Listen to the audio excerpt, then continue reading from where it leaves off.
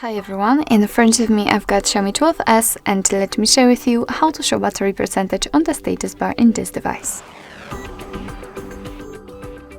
So first of all we have to enter the settings and then let's scroll down to find notifications and control center. Then we have to scroll down to find status bar and tap on the battery indicator. And as you can see here, we've got three different options from which we can choose. So we've got only the battery indicator right here and the percentage inside the battery icon, so the option I've previously had, and also the one with the percentage next to the battery icon. So from now on, if you will pick one of those options, your device will show the exact percentage of the usage of the battery next or inside the battery icon.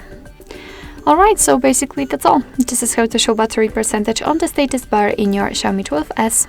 Thank you so much for watching. I hope that this video was helpful, and if it was, please hit the subscribe button and leave the thumbs up.